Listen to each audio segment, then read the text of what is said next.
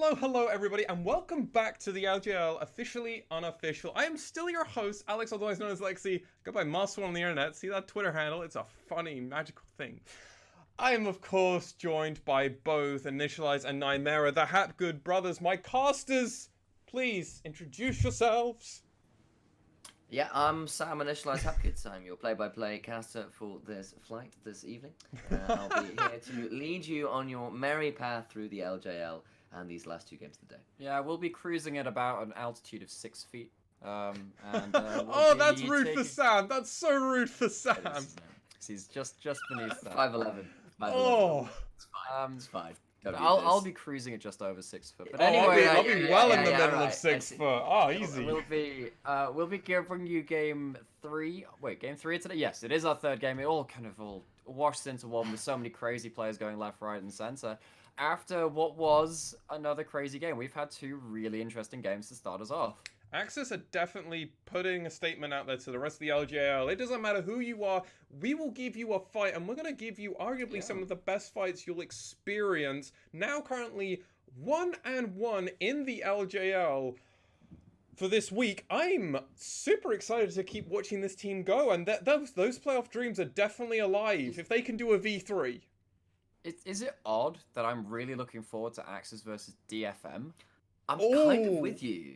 I'm actually really looking forward to that. Because I'm safe in saying Axis are arguably the best drafters at the moment. Arguably, some of them, yeah, because we were complimenting them on their drafts from earlier on, and some of the rest of the LGL has been a little bit stale and a little bit fixed, rigid in what they're focusing, things like the set priority without looking at ways to punish it. And Axis have really been doing that. And Axis just be arguably what used to be sad. I don't like saying this. My Hawks are now not a top team because Axis just took a definitive game from them, meaning that they can definitely fight basically everybody, and they gave Sengoku a run for the money and arguably could have won it at some points in that game. Oh, and this is the thing, though. They did come out of it with a 1-1 week for Axis, but Sengoku coming out of this first game with 1 win as well, so looking to give themselves a 2-0 week and kind of separate themselves from that bottom of the pack, which they were getting eerily close to. So they'll be up against a pretty interesting team in themselves in this next game. Yes. Indeed, they will be. This next game being Sengoku Gaming versus V3 Esports, a game we've already seen so far in the LJL as we are on our second right around. Previously, Sengoku won, but it wasn't as straightforward as just Sengoku winning. No, there was a Yorick involved. It was very strange. I don't know. Do we think we see the Yorick ban again? Is that something that will haunt V3 and Boogie and poor old Paz on the top side, where they put this Yorick in the grave, they thought, but that gravedigger dug his way back out of that hole, picked them up for a double kill, made it look really stylish. So I'm excited to see where this game goes this time around. Apperman has had a couple of quiet games. The last game was okay on the nut, and the ones before that, like his last week was not his best. But if he returns to that week 1, week 2 form, we could see a bit of a spicy top lane matchup. And V3 are our team that always go 1-1. And this is going to be against Sengoku and SoftBank. So definitely being shown by Axis. What are the opponents? That they can do it. They definitely can be. It is possible to go 1-1 this split. Or this week rather. But it's going to be interesting to see if V3 are going to be able to play to the same level as Axis. As personally in my head, I've got Axis playing better than V3. I'm very confused right now. I'm very, very confused. The LGL's halfway through and we're still getting huge new results. The table's changing. Nothing is going to solidify. That's what I was expecting, as I said in the podcast. Plug number 3. Everything was going to get all solidified by this point. But with that all in mind, I think it's about time that we get into our third game of the day, that being Sengoku Gaming versus V3 Esports. So let us count down of 3, 2, 1, and good luck to both our teams. Okay, thank you very much, Mass1, and we are back into draft. So on the blue side, once more, I believe, it is Sengoku Gaming. Apperman in the top lane, Blank in the jungle, Pyrian in mid, and Utoromayashi and Enti holding down that bot lane. And for the first time today, coming in on the red side, it's V3 Esports, Paz in the top lane, Boogie in the jungle, Ace in the mid lane, and in the bot lane, Archer alongside support Reyna. Yes, and 4 bans already off the Rift for good, or at least for this game, rather. We've got Elise, Yumi, Jarvan now as their 3rd ban, and LeBlanc and Olaf taken away by V3. If I could remove one from the Rift entirely, it would be Zoe. But we do have 5 You and a bans. number of other mid laners I speak to. Yeah, it gives me some nightmares, really, sorry. But yeah, so once again, Sengoku not wanting to first pick the Yumi, banning it on blue side, rather than, leaving that up. And they're actually going to first pick the Aphelios. First game we've seen of it today. Still a very strong AD carry. Well, considering that the Misfortune ban came down, and probably rightly so, because Utoromayashi actually had a very good game on that last time around, he'll be defaulting back to the Aphelios this time. Yeah, and the Ornn is also left up, so that'll be the first game of that we'll be seeing today as well. Both of these tend to be banned on the red side, but V3 choosing to leave both up and do a bit of a handshake on them. Yeah, so they get their hands on Ornn. Could be a mid laner, could be a top laner. I mean, there's the off chance of a jungler or support. This champion just does a lot of things really well. Yes, and actually V3 locking in Zoe. It's gonna be okay. It's gonna be okay. Champion. We did see, we saw that it was banned in the first game against Axis, and then was played by Axis in their second game, so picked up as a blind mid lane pick for Ace on the side of V3. Sengoku now hovering over their support pick, yeah, I guess. They do pick in the Braum. Indeed, of course, the mustachioed muscle man from the Freljord is very good into things like the Ornn, because you can block that Call of the Forge Gods, and just throw that door up backwards, and Rams can't run through it, apparently. So it's good against the Ornn and the Zoe in isolation, but when you have both of them together, you can only kind of block one of them. If you have to use your shield for the Zoe poke, it means that Ornn does have a free ultimate in, and also you can pick some lane dominant picks into the Braum as well. The Sejuani locked in for Sengoku as well. Second game we've seen of it today. Axes played it in their second game, and Hoglet had a pretty good showing on that champion as well, even in their loss earlier. Yes, so we're going to see where the last pick for V3 is going in this sort of first round of picks. But for now, it's a lot of defense and tankiness for Sengoku Gaming with that sort of all-star AD carry in Aphelios.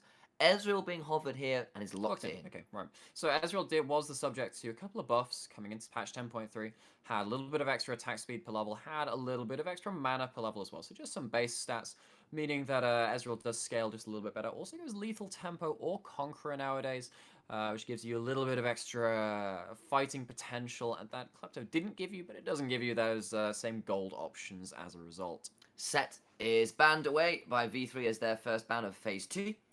Sengoku Gaming kind of still deliberating on what they're going to respond with. Of course, top lane has not been picked for Sengoku Gaming as of yet. I mean, I suppose you could put a Sejuani up there, but I really doubt it. Gragas banned away. I do remember a couple of Sejuani top games Same right after. here. I remember Not that long ago. Yeah, I remember actually. G2 last season played one game of Leandri's Sejuani top I mean, lane. we did see Bwipo go towards the Zac top recently, so yeah, I mean, there's some weird ones out there. We were mentioning a little bit on our podcast, so that was plug for that. We'd like to see a little bit more Zac, but it hasn't been picked up just yet, as we see a couple more bans come through. So it's Set and Aatrox, 2 top lane bans from V3 targeted at Appamen on Sengoku, whereas Sengoku's splitting their bans, having Gragas for the jungle and Tahm Kench for support taken off the table. Yep, and of course it is 4 junglers off the table currently for this game, and Boogie thinking about going back to the Lee Sin had a difficult game. Yeah, difficult game versus Rascal Jester. Last time we brought this one out, was running Lee Sin into all the CC and spent his time getting well, not doing a lot really, but instead locks in the Trundle. Is an excellent matchup into Sejuani. Can send her down into those negative resists if she ever gets subjugated while having the Aftershock. Yeah. But there is still picks to be had for Sengoku Gaming. We're thinking about an Orianna here. Pyrian, known for that champion, certainly would fit his place. Yeah.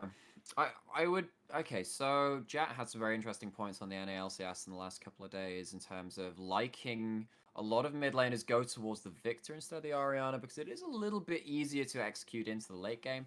I think that Pyrian is a pretty good Orianna, but last time we did see him on this pick, it was against Detonation, it was against Dead FM, and they did lose that game, even though he did get rather far ahead, so we'll have to see him team fight pretty well on this pick, and their last pick is the Gangplank. So now 2 strong scaling solo laners. Yeah, and that's some decent wombo combo, and of course between Sejuani ult into Orianna Shockwave with a Braum Glacial Fissure on top and Moonlight Vigils, there's definitely a lot of room for some team fight wombo combo, but V3 thinking about giving Appaman a taste of his own medicine, but no, they lock in the Karma. So that'll be Karma support alongside the Ezreal. I think this is the first Karma support we've seen in the split.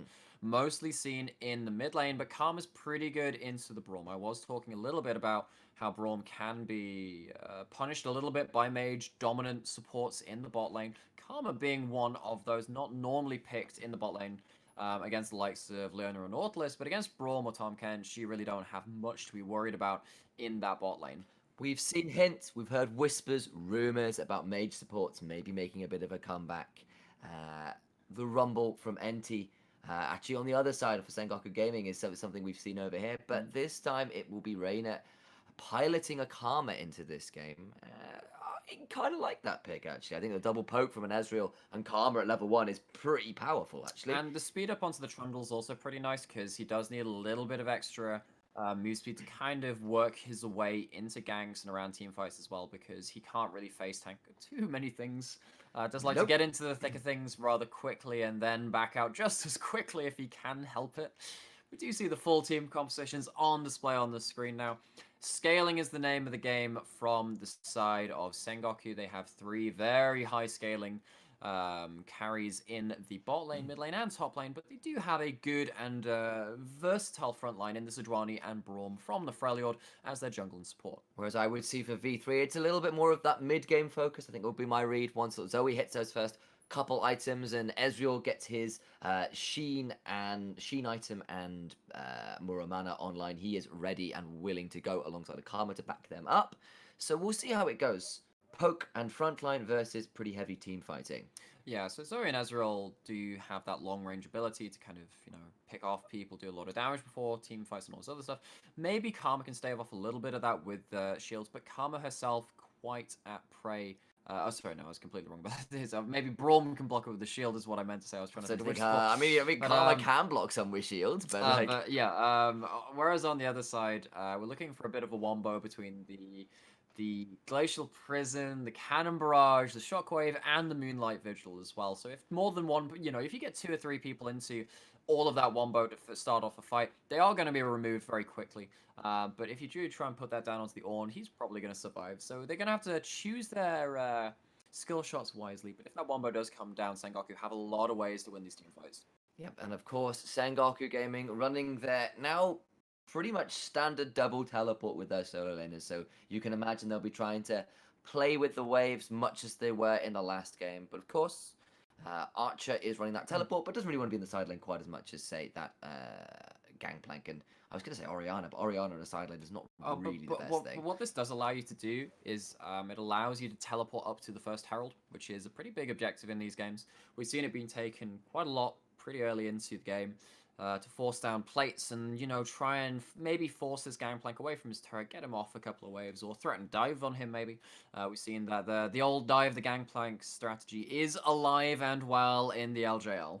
Yep, but V3 go for this late invade, claim the red buff here, probably instigating vertical jungling. It means that this level 1 obnoxious poke from the Ezreal and Karma Qs can really start to sting.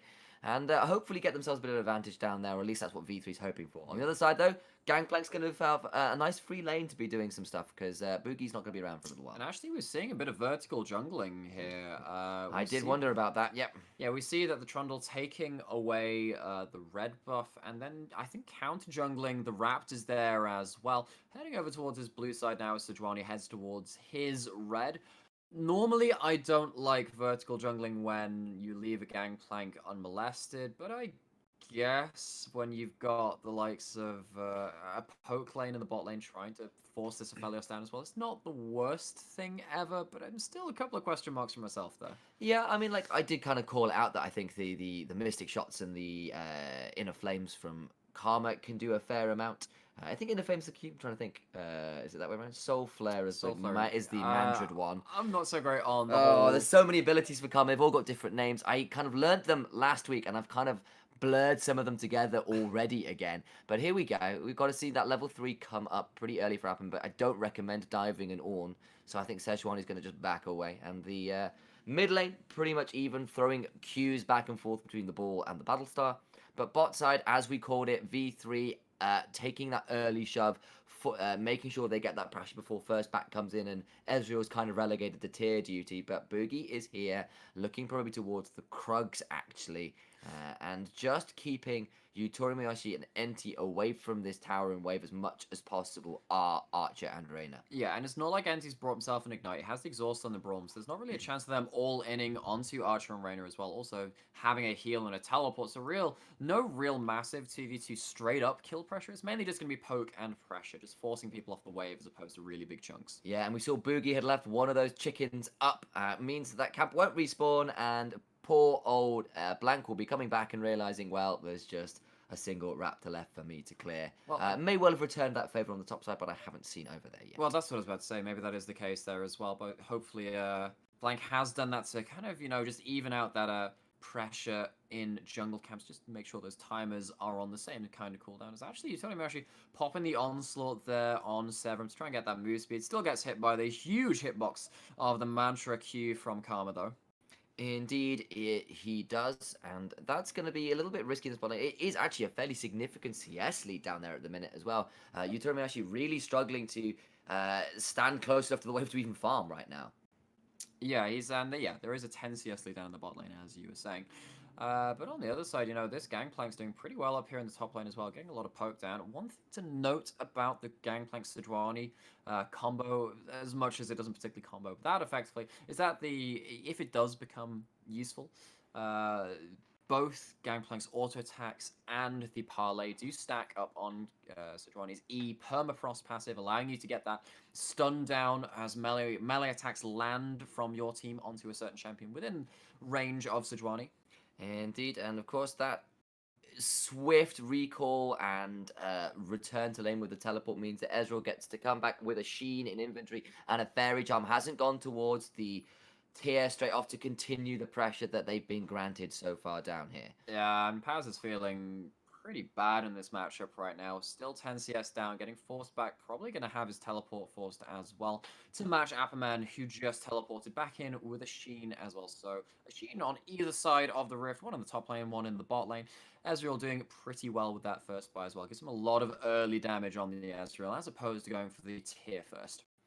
Indeed, but that's going to be still that 10 CS lead down there, but it is, of course, traded over. It's actually fit 20 up in that top side of the minute, which is pretty atrocious. I'm hoping that Paz can pick up a little bit of this wave under tower and even that up, but I still reckon it'll be around a 15 CS Why lead. does Zoe get redemption? Does indeed pick up a redemption. Kyrian was doing a really good job in that mid lane, poking out the Zoe, using the ult as well. She picks up a damn redemption and heals up to full. Why is that allowed? Well, that's the way it is, I'm afraid to say. And that means that Boogie does get to claim Mountain Drake for the side of V3. And it's about a 300 gold lead at the minute for Sengoku Gaming somewhere. Sorry, I'm just endlessly frustrated by this champion. But anyway, a little bit less about that. Ace rolling the RNG pretty well, picking up the redemption. And, so having that... Well, apparently at least he's got a little bit of a CS lead here, so there's that going for the Orianna. Yeah. So maybe not the health bar win she was hoping for, but has at least kept the CS numbers looking pretty positive. Yeah, and has the spellbook as well. Currently has the cleanse available,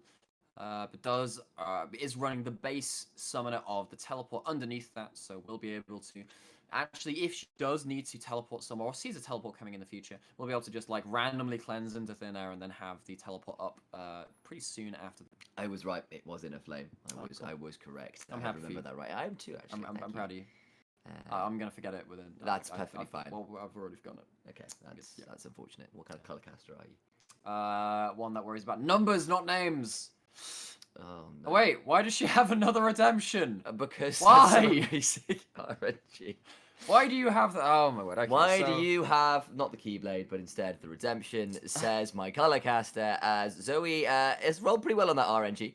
And of course, that means that with Redemption being effectively a global ability, I believe, or close to, it's pretty high. any of these fights at the bot side, especially when some of this poke is landing from people like Archer and Reyna, could really be meaningful. But actually, Pyrion takes a lot of damage, and that's a good pillar. Means that Pyrion has to flash away. Didn't think he needed to use the cleanse, and perhaps did. And that's pretty dangerous now, because when you're flashless against the Trundle who has the pillar, you are in a lot of trouble. Trundle not necessarily having the most straightforward ganks against someone like a LeBlanc or an Ezreal, but doesn't have to worry about this game. Does have the immobile, well, the dashless carries of Orianna and Aphelios to worry about, and also the Gangplank as well. The pillar is effective against all of them. And that's just going to mean more pressure for this Zoe. Blank has found his way down to the bot side, but that's about all for there. And we're kind of hitting a relatively stable laning phase. We've got CS leads kind of evening out as to where they are, about 10 in the top and bot lanes for the respective teams of Sengoku Gaming and V3, as we mentioned. And items are kind of through at this point. We've seen the tier finally bought by Archer, but BF sword for Yutori Mashi, who's at least at the point where he can trade back a little bit more consistently with that item. Yeah, but this is Archer's first Ezreal game, is worth noting. He had a really good Xayah game first time out on that champion last week, and that was against Gango's Kalista. We've seen some interesting AD carry picks around the champion pools here. This is one of, we've seen one or two Ezreals. We saw one from Utapon on DFM. Good Ezreal game too. Slowly making its way back into the LJL consciousness. I'd be interested to see how it fares this game, particularly because you're not against any tanks and stuff like that. So your poke will be pretty big on those two items of the Sheen item and the Muramana as well as it comes through. So a lot of emphasis on the two item spike for this Ezreal, as there always is really with that champion. I mean, but he does still have to find his way past the Braum Shield and Sejuani, who, well, you know, maybe not as tanky as would have been in previous years with the lower jungle XP totals particularly. Still a fair amount of, got to find his way to thread those past those two frontliners to get that damage down. But actually, as we say that, NT takes a fair amount of chunking there from Reyna and Archer. Does have the door up, so has a little bit of damage reduced there. But the thing is, though, when it comes to these team fights, if you do manage to get the Braum shield out as the Ezreal, you are very happy, because that does open the way for Zoe and Ornn to put down the pain in their own right as well, particularly because all of Ezreal's cooldowns are pretty low. We're seeing Blank going, "Oi, what you doing? Stop stealing my chickens," but not before Boogie nicks about 4 of them. The fox that is Trundle comes in and robs Farmer Blank's coop. I'm losing. My producer is like breaking down in my ears right now, so he's amused by that one. Oh, but as we said, that not so amusing is that gank, because Blank comes through, but it's a good arcane shift that keeps Archer out of that glacial prison. Yeah, very nearly lands on Reyna as Archer shifts out there, but there is no CC to be found. It's actually good sleepy bubble, but there is a cleanse available, is going to pop it. Yeah, just wants to get out of range there. Does have the heal available for a little bit of extra mobility as well, but didn't want to get hit by the paddle start into the Trundle pillar as well. Might have spelled death for the Orianna there. Yeah, Trundle is still hanging around, but is now backing towards that red side jungle just to continue harassing Blank and keeping the pressure up on this bot side. You know what's actually quite interesting? So the Observer hovered over it a couple of times, but Karma hasn't leveled her W at all. Only about the poke and the shield there. Oh, interesting.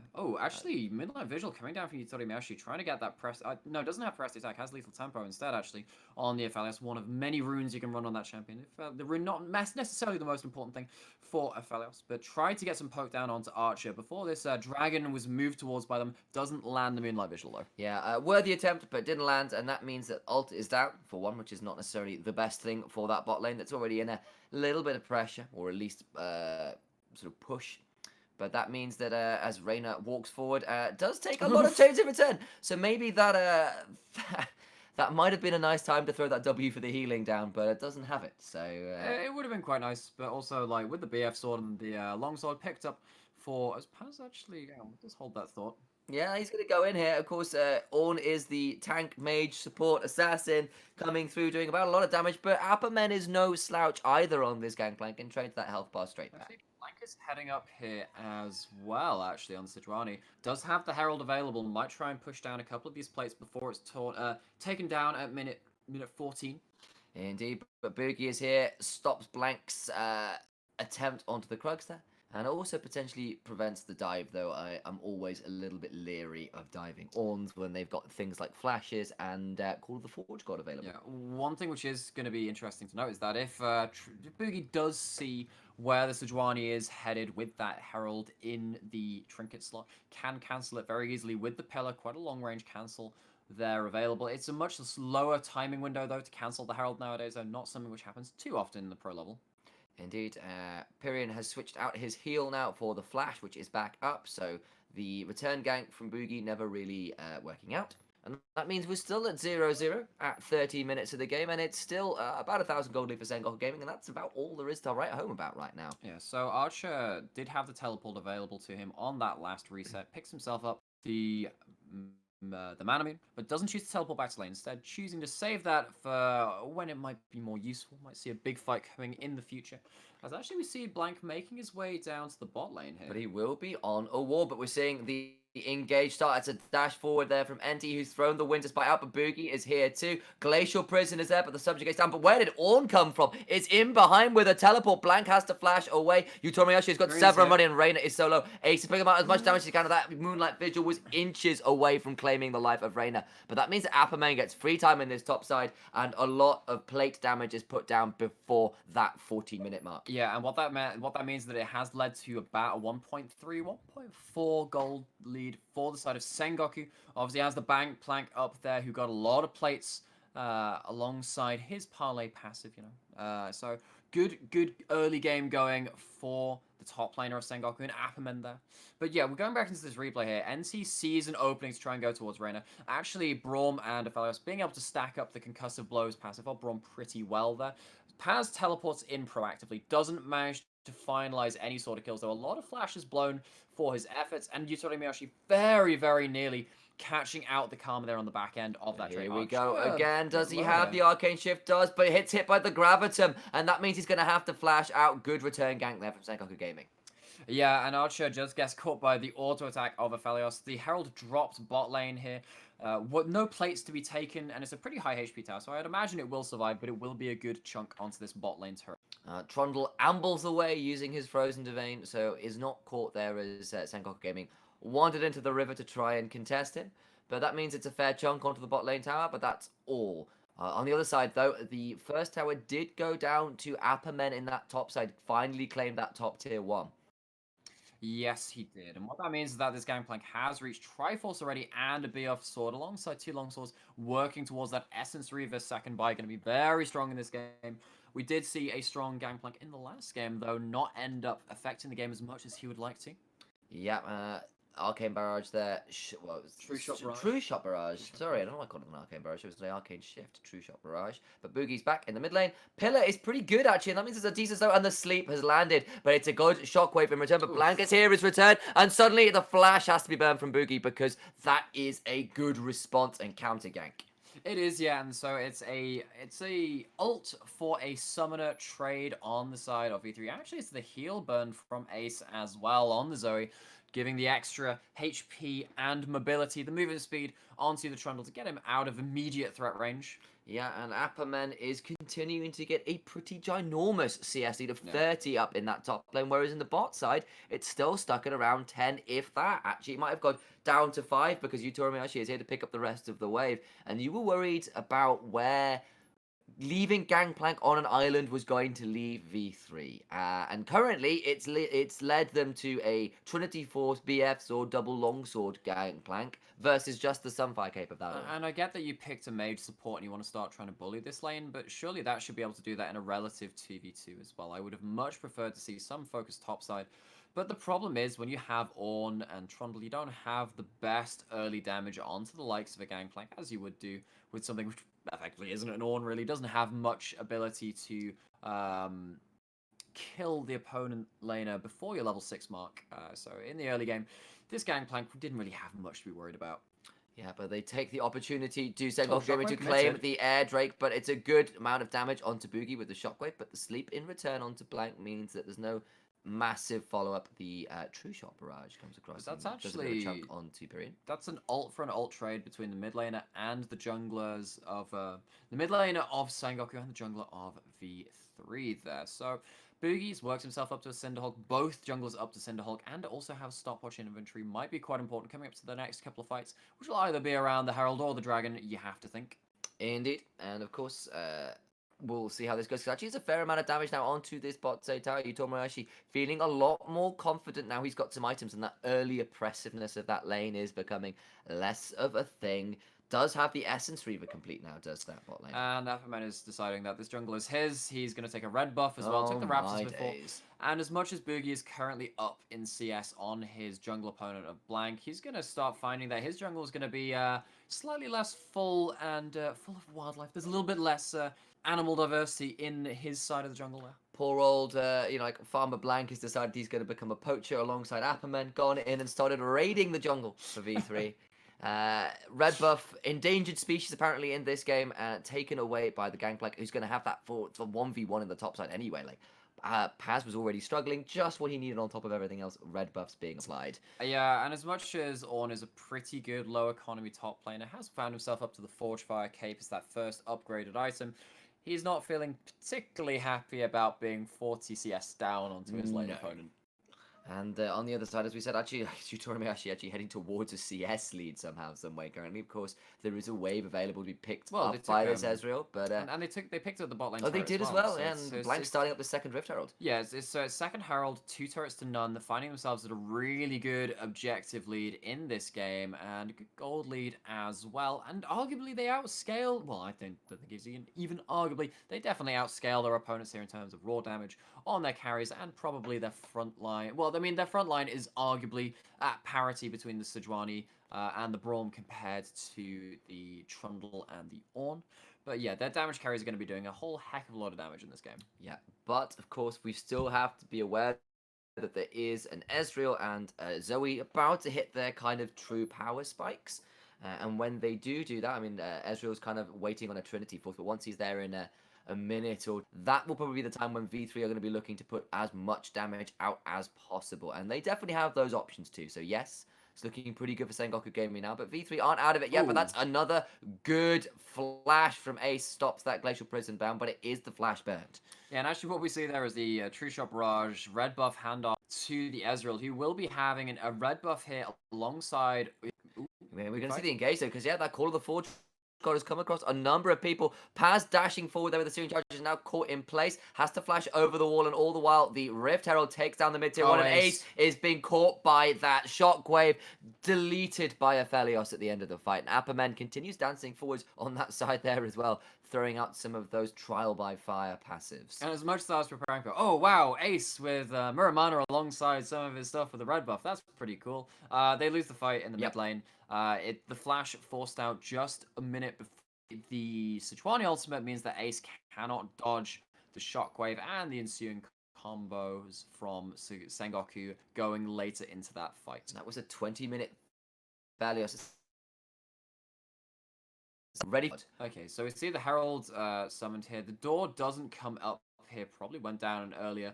Couple of skill shots. Paz doesn't let anyone hit. The turret goes down from Yusorimiyashi, giving that massive zone control. And then obviously the Gravitum there as well to root up Ace, because he did have that on the turret. And then that just meant that Ace was just a little bit too far up.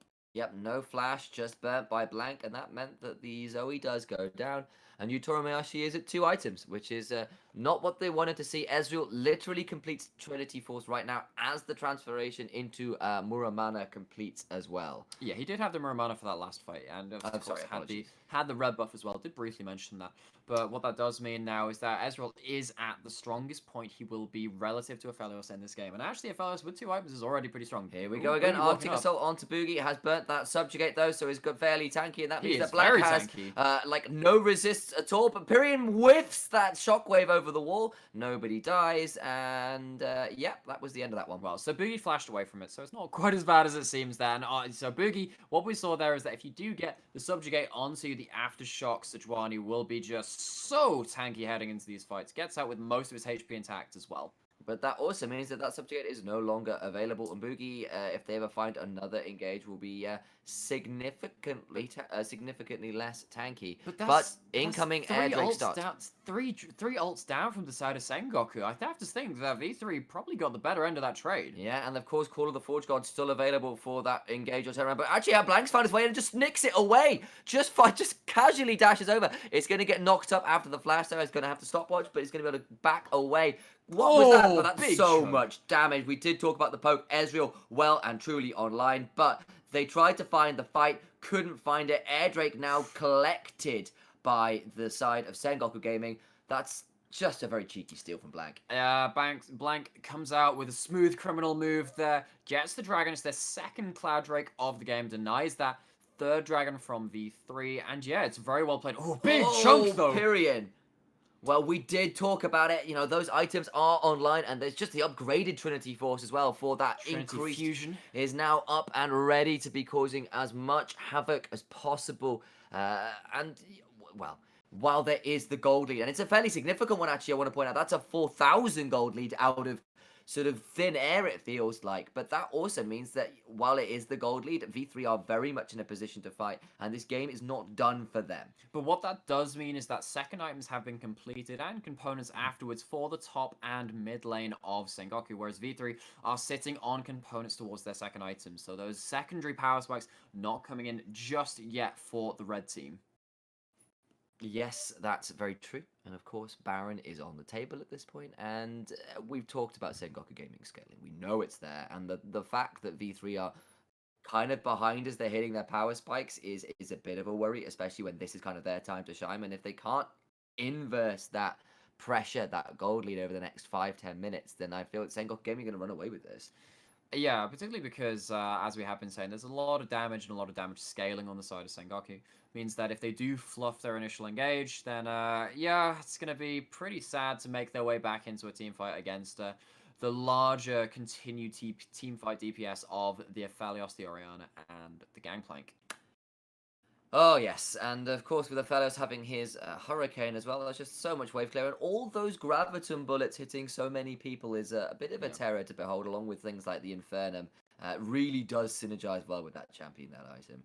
Absolutely, yeah. And I have to say, Paz has yet to find a really impactful call on the Forge God, even with the Bronze Shield being down when he's been pulling the triggers. Actually, that's such a good read. The Arcane Shift was picked out and predicted by Blank, destroyed, picked up by Aphelios afterwards as well. And that means that the Baron is very much on the table. That Ezreal, that was so ready to fight, completely obliterated there. It's a good Mad Life from the side of Blank, predicts the Arcane Shift, lands the Sejuani ultimate, for actually it seems like one of the only times he's landed a clean ult straight off the bat there. He's had to work for it a little bit beforehand, but this is a good pick, gives them a lot of control around this area of the map. It does, and of course at this point they are going to try and threaten this Baron, but it's just a bit tricky as to whether they can actually pull it off. Might just be a pick and done at this point. Yeah, might be. Well, we do actually see the second item come in from Paz now. Picked himself up the Abyssal Mask, the upgraded version, so he's got a lot of gold value out of his two upgraded items in the Fortifier Cape and the upgraded Abyssal Mask as well. Going back to this replay, we see that Archer is just trying to sit here, clear here. The ult comes out. Blank hiding that animation with the Arctic Assault pretty well. The Shockwave comes in as well. Actually, they use all 5 ultimates for that one kill, which is probably why they didn't start up the Baron afterwards, because they had very little tools to fight with after that. But a kill is a kill. It's their only second of the game, 26 minutes in. You know, that's a kill every 13 minutes. You know, it's quality over quantity is what it is. It's what I'm going to call it. We've kind of been, like, waiting for action to break out, and so far everyone's kind of walked away mostly as Blank once again goes wandering into the jungle. But Cloud Drake number 3 will be spawning in about a minute. And of course, that ultimate reduction is pretty prized for things like Gangplank.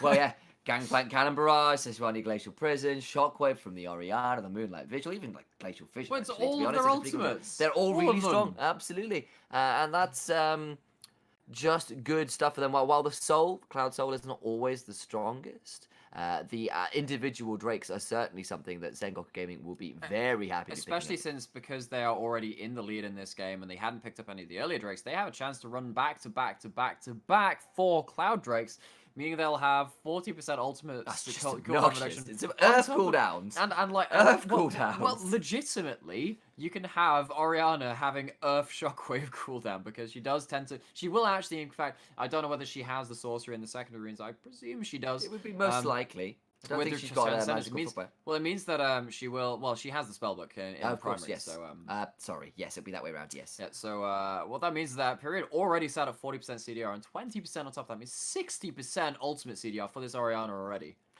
Yep, and that means a heck of a lot of cooldown. It does mean that they can throw some of those ultimates out. They were Aquaman. calling, Good chunk. calling like, well, you use all of them on that pick. I was like, yeah, sure, but they're going to be up so damn quickly. Why not? Yeah, and I think they can do that because of the Cloud Drakes. Although V3 are aiming for this one, though. That's another good Glacial Prison onto Paz, but this time it is taken by Ezreal, I think, with an Mystic Shot. But that means that the True Shot Barrage blocked by the door. And that'll be the end of that. No steal from Blank this time.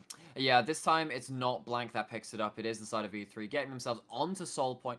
And I do think that is the Shockwave misses. That was very close, but it does mean that the heal is now burnt by, I think that was Period. Oh, but that's so much damage coming in. I'm not even sure what that was from. Just Ezreal. Ezreal. That's basically it. That champion name should strike fear into people's heart at this point in the game. Has got himself 2.5 items and willing to show Pyrian that if you miss your ultimate, I will punish you. Yeah, Pyrian tries to go for a big play there, try and catch out the Ezreal. Doesn't manage to land the Shockwave, though, and almost pays for it with his life. Already pays for it with his flash there, which is already a price enough. Yeah, indeed. And while the ultimate cooldowns are on relatively low timers, that flash cooldown not quite so easily regained. Yeah, absolutely, yeah. But thing is that like they cannot finish off a kill here, do V3. They're still killless, still towerless, but they do have the dragons to stop it from being a perfect game so far.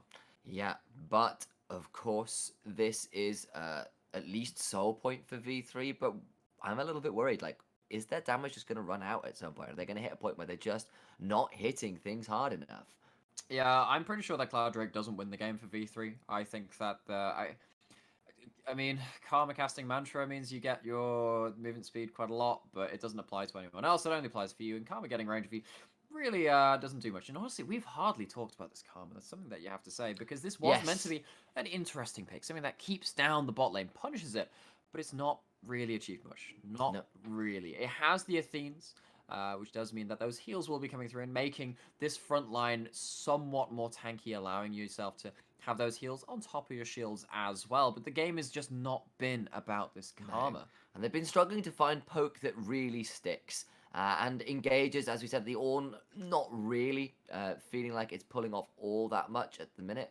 Yutori and Sengoku Gaming hiding, thinking they're hidden, but it's a little bit like the ostrich with its head in the sand, because actually what they're doing is burying their head in a bush with a ward in it. So that means that they're just sat there very much on vision, kind of aware that V3 very unfussed by where they were.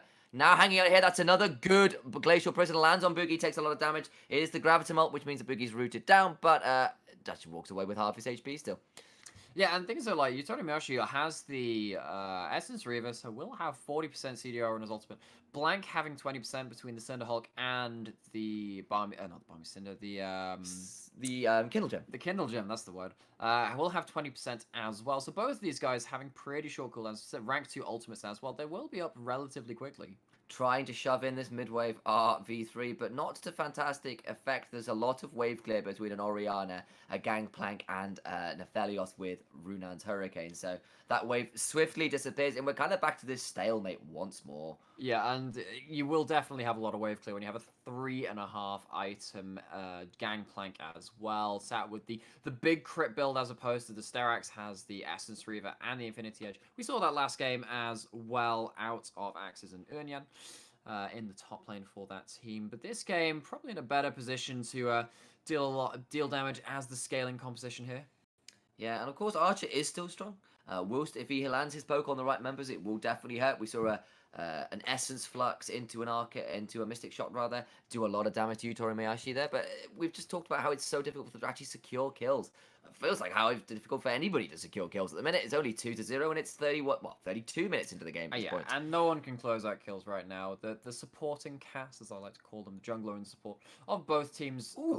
And 2/3 of Blank's health bar disappears to this Ezreal. Definitely putting damage and making me eat my words a little bit about me worrying about V3 running out of damage. He does have the Blade of the Ruin King against the Warmogs first Blank after the jungle item, so it doesn't actually have that too many resists besides the passive and the aftershock. So if you don't proc that aftershock, can be quite squishy because you have built a lot of HP against the HP shredder of the Blade of the Ruin King. Yep, but Sengoku Gaming had enough of this. They're trying to bait this Baron one more time, but we've seen them do this in a number of other games, not particularly effectively. I'm harkening back to their Rascal Jesters game, which was an interminable game. They were so far ahead for so long and just could not find the Baron bait, really. Couldn't find the turn. And I think we might be hitting to a similar problem with this game, where we're seeing wards kind of surviving sweeps. We're seeing V3 having ways to check Baron and not commit too aggressively, and the Cloud Drake is live once more. Sengoku Gaming turn their attention to it. This would be their third one. That's a good shockwave in the backline. That means Archer and Reyna on very low HP, but there is, of course, Boogie stole it. You're right. He got in, and that means that's a Cloud Soul for V3, and they're going to turn around. That's Sengoku. The Subjugate is down. Boogie has got the stopwatch. I think he's still going to die. His flash is out. No, he's going to escape with the Defiance from Karma keeping him alive. Oh, it's a Stone Plate, it's a Subjugate, it's a Dragon Soul steal for Boogie, really putting the team on his back in that fight, and gets them that permanent buff of the soul. Oh, Sengoku Gaming, we worried a little bit about this. They kind of allowed V3 to come in, and Boogie just wanders in and sticks it. It wasn't even like he was stopped. Look at this replay. He comes all the way from mid lane to steal his Cloud Drake. He manages to get through the lapse in vision here, not really stopped. Perion tries to play goalkeeper onto the backline of V3, onto the bot lane there, but Boogie is not managed to be put out of the pit, gets in range for the smite, doesn't even have to flash for it, puts down the Subjugate onto Blank and then pops his Stone Plate. There's just so much tank on that Trundle. We've seen Trundles be squishy before, but particularly into the Sejuani can become a very prominent frontliner. And of course, if he does put the Subjugate down, he's probably one of the few Cloud Soul users on that team that will be feeling pretty happy about that. Does get the additional movement speed, and of course, Trundle could struggle to get on top of people or get out of situations he doesn't want to be in. Well, we've seen already several times this game that Boogie... Oh my days! Barrel into Archer. Yeah, as we said, Cloud Soul probably wouldn't win the game for V3, but Gangplank Barrels might well win the game for the likes of Sengoku Gaming, but there is a lot of lifesteal and a Karma with Athenes to bring Archer back to entirely full health. Yeah, I was about to say, I mean, he heals up just completely full, has the Blade of the Ruin King and another Vamp Scepter with the QSS building towards Mercurial Scimitar, which will be very helpful against the Sejuani here, still at 2 kills in 35 minutes. It's now up like a kill every 17.5 minutes as it stands. And that's another decent Glacial Prism, but of course the QSS means that Archer is fine. But that meant that the Graviton wasn't going to be stopped, takes a lot of damage, and now Boogie is in trouble. He's not that tanky, and Apperman gets turned around on. It's 1v1, it's a 1-for-1, the Gangplank for the Trundle, and I think we might be seeing the end of that fight for now. I think so. So, there is a teleport available on Appman, but his death timer is at 45 seconds as I say it. And now we finally found ourselves another 2 kills. We've doubled the kills in the game at 35 minutes. I'm so excited. This has been a riveting, truly riveting game. He says trying not to be genuinely sarcastic. It's been an interesting game, I suppose. Just a little slow with the kills. So we're going back into the replay here. We see V3 trying to push towards this inner turret here. Arcane Shift used, and that's why Blank moves forward onto Archer. But as we were saying, has the QSS available. Slips out of that. Slips out of the Cannon Barrage as well. Moonlight Vigil only landing onto Archer there, but is almost enough to take down that Ezreal alongside the barrels. Boogie being very tanky on this Trundle once again, but this time is finished off by the various backline damage of Sengoku, and it ends up in a 1-for-1 as Paz comes in for a pretty great combo onto the Gangplank.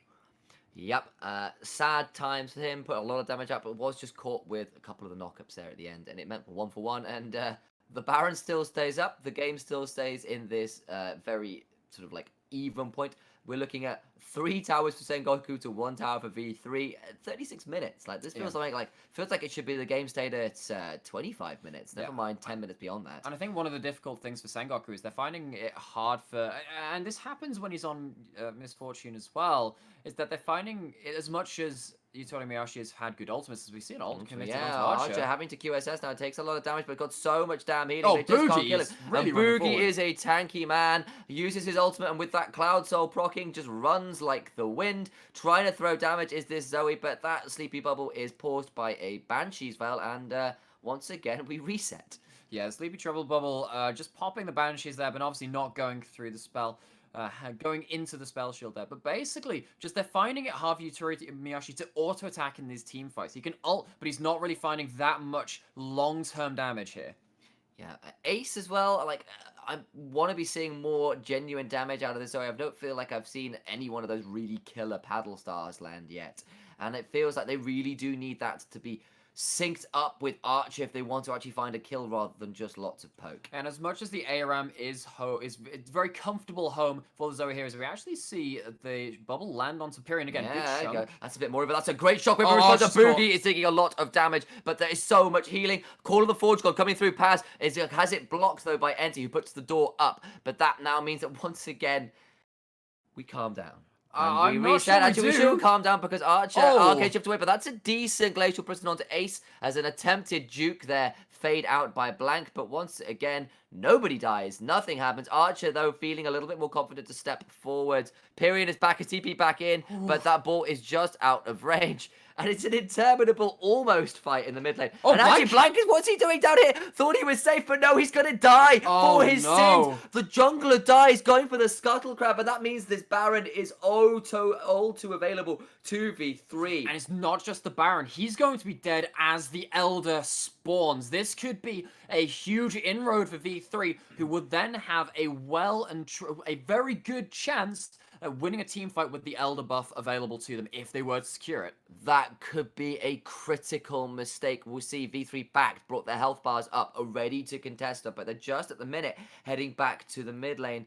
But we've seen some pings come up from Sengoku Gaming saying we need to get control over this Baron. We cannot allow that to be uncontested. Maybe they think you're trading Uber buff for Uber buff. I don't know. I think they might be here. They use the Ezreal ult to check the Baron, and now they've got Ezreal and Karma and Zoe all on the Dragon here. I wonder if they could have just left Ezreal alone to take that objective. Does have the teleport as well to try and find his way into a fight. But that means it's actually a 2-man start from V3 on the side. Boogie's here though for the steal, and that means that this could still go really wrong. Blank is at least back. But Boogie has flash. The Elder Drake is starting, and Boogie's going to feel all too confident about going over this wall. This could be Sengoku Gaming throwing away the lead they had garnered for themselves. Archer finally takes down this mid lane turret, and Sengoku Gaming have to back away from the Baron. They can't risk it. And we see 440 CS just coming up for Archer here as well. Massively farmed on this Ezreal. Actually heading towards a Bloodthirster last as well, I think, for that triple lifesteal. They have the Elder Dragon. They managed to force Sengoku off of the Baron. And did you say, I mean, this is one of the narratives we've talked about with Sengoku, is that sometimes they lose their way into the mid and late game. We're cresting 40 minutes, and they hadn't shut out this good lead that they did have. Yeah, it was 5k, it's still 2k, but there's an Elder Dragon and an Ezreal that is ridiculously strong. And Zoe's picked herself up a Void Staff as well to be trying to poke through some of the the magic resist coming in for people like Blank. And we were saying it was going to struggle to kill things, but with an Elder buff, all that poke bringing people down low, but not quite enough, suddenly is an execute. That Elder Dragon burn, the wings flying out can be seriously scary. It's a GA picked up for Ezreal. Yeah, I was wrong about that. It's the GA, not the triple lifesteal build we sometimes see out of Ezreal's. And one thing we actually saw briefly just in one of the fights just gone past is that if Ezreal does lead off with the True Shot Barrage, it does have a whole heck of a lot of movement speed. I've used that phrase quite a lot, actually, a whole heck of a lot. But it is true in this case. Level 18 on the Ezreal when he pops his ult and then has the Inspire as well from the Karma, will just be running forward, get himself into position to land the next Mystic Shot, and means that his damage is actually quite easy to land in these fights as it continues onwards. And it also means that he can sort of walk out of things things rather than arcane shift out of things and use that arcane shift less. It can sort of is less reliant on that with that movement speed, and he's doing a lot of damage. There's still 30 seconds on the Elder buff, and they are starting this Baron, forcing Sengoku Gaming to come in, but Gangplank is still a threat. Look at the damage from that cannon barrage.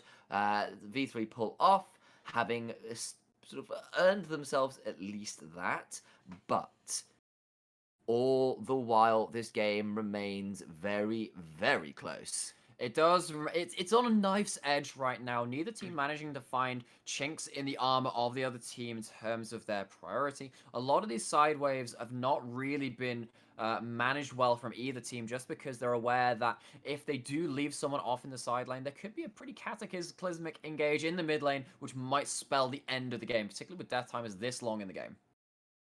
Yep, and that's just it, because while the kill score is low, any more kills from this point could be game-ending.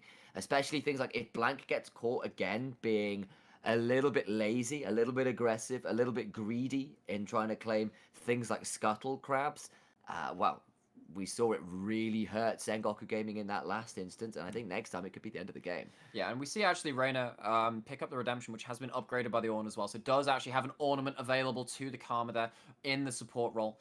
Sometimes we do see some teams not getting those Ornn items. Appaman actually finding a good chunk onto the bot lane in a turret there. Yep, Redemption coming down there just to harass Blank as he's cleaning out some vision. And Appaman is off in the bot lane, split pushing away as he is wont to do.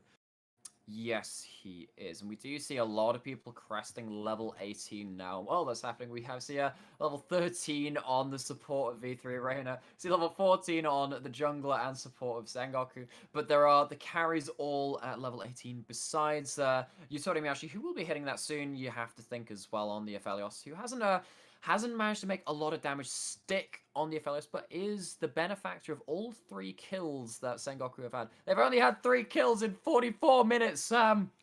I mean, right, so we said Sengoku Gaming had the better scaling. Now we've seen these teams in action, now we've seen it in practice, do we even agree with that anymore?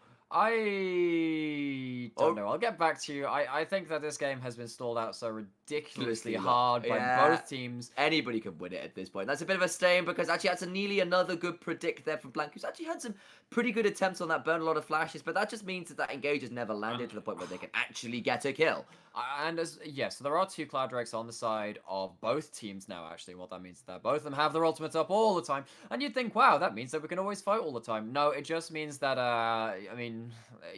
they are throwing out occasional wayward skill shots, but Appaman is finally finding a way into this game, trying to break open the bot lane long enough to split up and use Appaman in that side lane, but while that's happening, it means it will be a 5v4, or at least a 4v4 rather. Big because combo. That's a big pillar, big Trundle, big arcane barrage rather, or true shot barrage, and that's a big Zoe bubble as well. Big damage is the name of the word. But the teleport just got committed from Paz there while Appaman is still in the bot lane. They have to get this Baron now. They've committed so much to this play. That they have, and that tower is just gone. It's not even... It's like Cannon Barrage committed. Slow one. That Cannon Barrage is committed, and that means they the have damage a double is redemption. Huge. Look at the damage coming through, and that means that V3 are going to try to take this Baron, but it's going to be a tough one, because Paz is here. Trundle has claimed it, but they're going to win the fight, because that's a decent shot. Blank now taking damage, and he is gone down, so that's one kill there. But Appaman is here taking turrets. They're going to have to TP back in, even to save this. But that's a decent move leverage, and that's quite a lot of damage. Appaman running away as fast as he can. Flash forward from Ace, burning another flash now is the mid laner of V3, trying to catch down this terrifying gangplank, but it is a 3v1, and Appaman finally goes down. Zoe is a fun and interactive champion, takes down Appaman with every flash under the sky, just as the Elder Dragon is going to spawn for the second time. V3 finally find themselves at a kill advantage at 45 minutes into the game. 3 kills to 4. Hold me, buddy. We're still here. I thought we were going to have, after the first two games today, I thought we were going to see a bloodbath out of V3, who does tend to be a very quick team, but they finally managed to work themselves over to somewhat of an objective advantage in this game. Picked up the Baron, gonna pick up the Elder Drake for the second time this game as well. It might be the Elder Drake over, and they've got the Baron, which is fantastic for them, but at least Appaman did manage to get that inhibitor and put a fair amount of damage onto that Nexus turret. So it's not like Sengoku are completely out of this game yet, somehow, some way. And the worst thing is, I actually don't know how V3 want to push up to these towers. Even with the No, Baron buff, I know. they have level 18 huge damage carries. This game could go on for quite some time. Look, they don't have a way to force Sengoku off of the minion wave, so they can clear it with impunity. They need to start playing the map. But as you were saying earlier, both teams are wary about taking people away from the main group unless a massive engage comes in. And Zoe is very much living up to her magical girl persona, has picked up that death cap, ready and willing to put out monumental damage on that. How is that magical girl? Well, I mean, she's the Madoka roots, right? And Sure. it's witches. Okay. Like, I'm going that way. Okay, right. Like, I mean, like- okay. Oh wow, on, it's man. I get the magic thing, but I didn't get like how is that specifically magical girl? Well, like, she literally has like a Star Guardian's girl, like all of this kind of thing. No, I get that, but how does death cap work into that? But just I will, fits the image. Does it not? we will review this in VOD. Oh, okay. All All right. We'll test that. All right.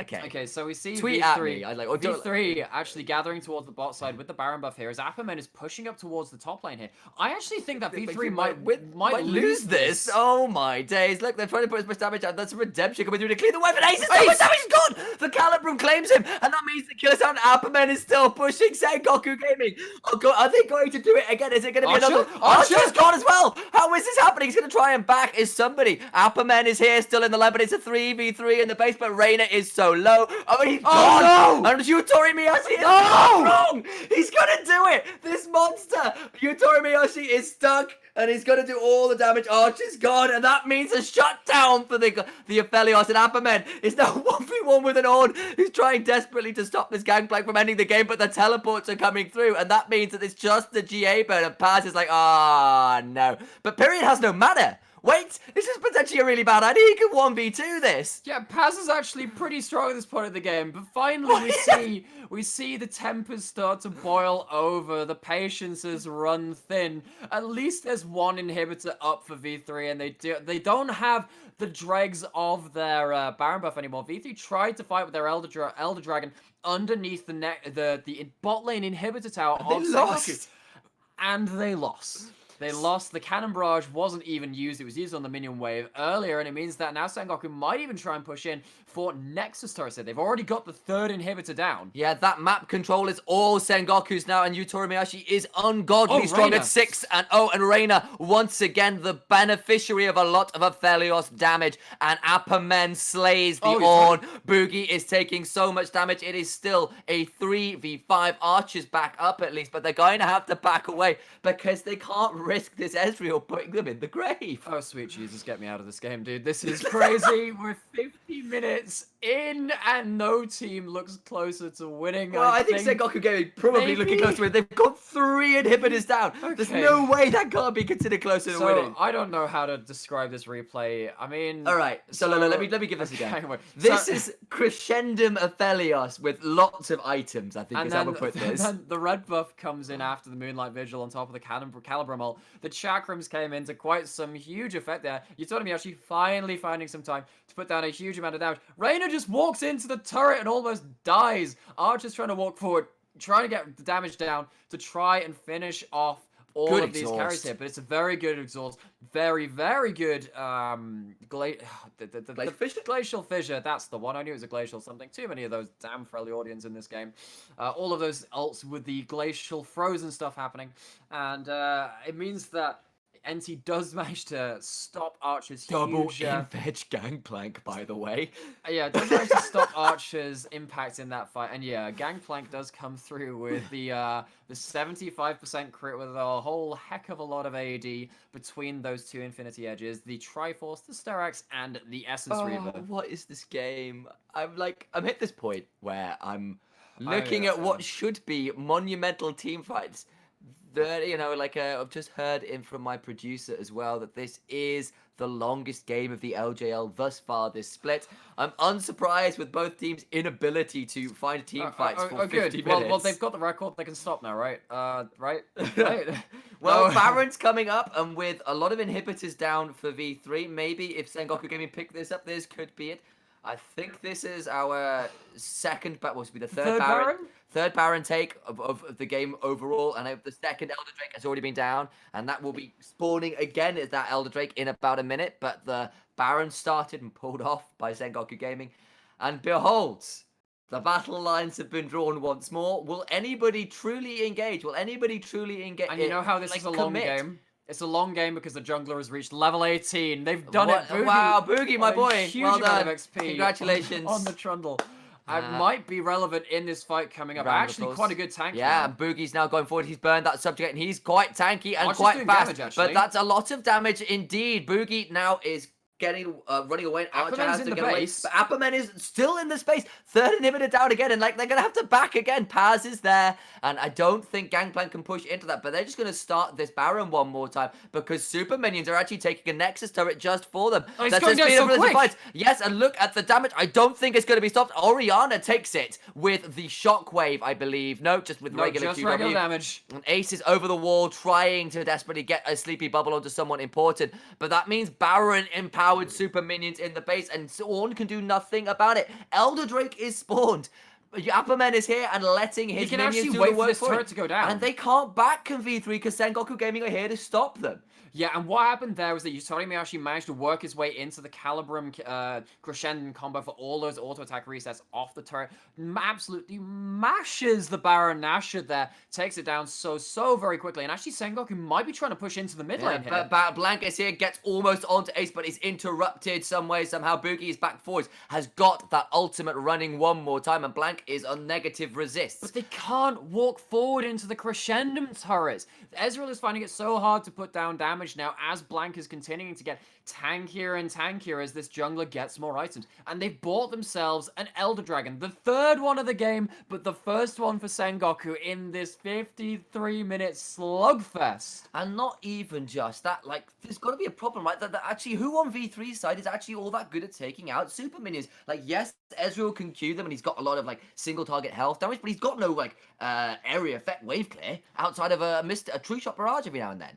He's okay, but it's not quick is the problem, right? He can take them, and he'll probably keep them off the tower, particularly with the triple lifesteal build now. Has switched out the GA for the Bloodthirster, as I thought he was going to build that probably 20 minutes ago now. I've lost track. It's been a while.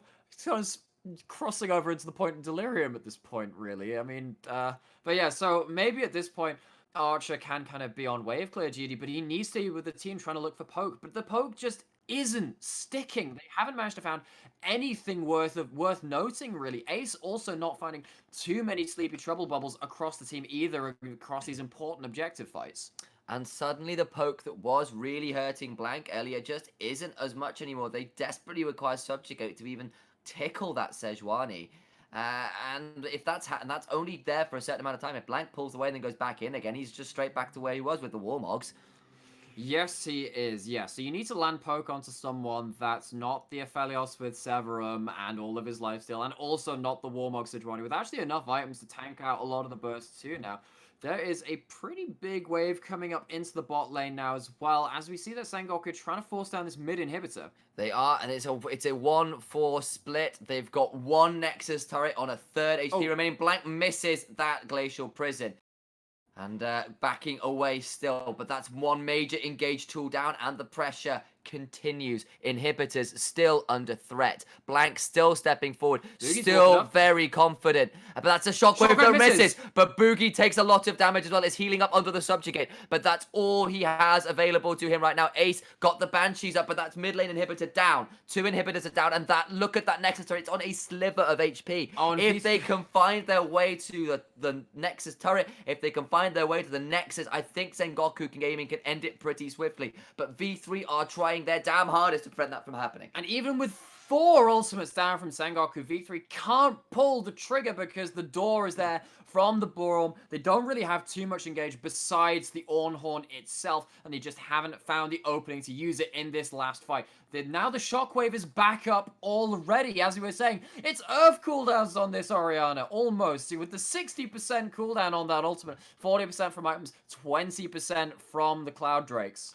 And this game that has been so stalemated, so stalled out, is at a point where it could crack to a knife edge right now. Look at the minions streaming to the base. But Paz has found his way in behind. Is he on vision? I don't think he is. This call of the Forge God could be huge. Is he even going to bother? No, he's been stopped in his light tracks. But there's so much damage that's gone onto Black. Man, he's taking a lot of damage. But look at the back. That's so much damage on the Aphelios. And that's a good shot as well. But oh my days, the crescendum come through with the caliber. And that means that Archer is desperately running away. Apperman in the backside though is being soloed out by Ace and Paz, but look at Archer taking a lot of damage. Apperman finally goes down. It is a 1-for-1. Archer taking all the damage. Reina has to go golden. Blank is here, just stopping them from getting back. The Nexus is in trouble. Finish the damn game! He's just got it. Is it finally going to be 57 minutes into the game? Sengoku Gaming finally end it. Sengoku finally free me from my suffering. 57 minutes in, they end the game.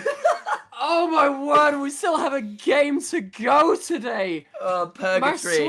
Purgatory. We finally emerged. We finally paid for our sins. I don't know what they were, but that game. Take it from me, please. Please, Sexy, take it from us. Well, that was something. So a quick note, as we put, V3 have now participated in both the longest game of the LJL, but they've also done the shortest game, which they did back in week 1 in the second game. And they lost both. No, they did. They lost both. No, they won the. They won the. No, they did win the shortest. With the knocked-in. Okay, so. fine. I thought it was against DFM. That was a 24-minute game, so now 2-0 for Sengoku when they face against V3. So I think that's now. That can be pretty big, yeah. Yeah, and that's definitely, I would also like to say, arguably, Sengoku's star player there was Apperman, pushing those side lanes. He got double of the bot turrets. He got the bot inner turret, and then the base turret, plus then the inhib, then was able to rotate around, do the top as well. Arguably, the whole way that Sengoku even had side lane and like pressure in that lane was down to him. So honestly, that's 2 for 2. Apperman in a side lane on a scaling carry, and basically kind of says to Sengoku, guys, we can beat these guys if you just let me get to 18. It honestly doesn't matter. They can have two elders, they can have two elders, two barons, and mountain soul, and it just doesn't matter. I'll still win this game. We just need to go for scaling, and they did it. And congratulations to Sengoku. Commiserations to V3 though. What a game! Oh, man, yeah. I mean, like, there's also an element that, like, with no deaths, Sengoku Gaming could not find an engagement stuck. No. Like, Blank's ults would get flashed away from, or QSS from, or like even if they were caught, they wouldn't be quite enough to kill them. And eventually, that was with the 5v5, and it took them 40 minutes to figure out that maybe we just send Apperman to a side lane and split this up, because the 5v5 just wasn't working. Yeah, and Apperman eventually reached that point. Like you said, the critical gangplank mass ends up with all these different items, gets double Infinity Edge, finally pushes down some objectives, and basically the only engage tool that that V3 had was the Ornol, and you can only use that when the Braum Shield is down, and because the poke wasn't hitting hard enough to force out the Braum Shield, that never became relevant. So very well played from Sengoku, held their nerve through a really interesting mid-game. Remember that Blank got picked off just before that first Elder Dragon into the belt. I thought that was going to be it. But again, they couldn't push into end, and Sengoku stuck to their guns and eventually closed it out. And we're going to see another game from V3 following this very short break. We'll have in a split moment where we will see V3 Esports face off against the Fukuoka SoftBank Hawks Gaming. Join us right after that break. Deep in your blood,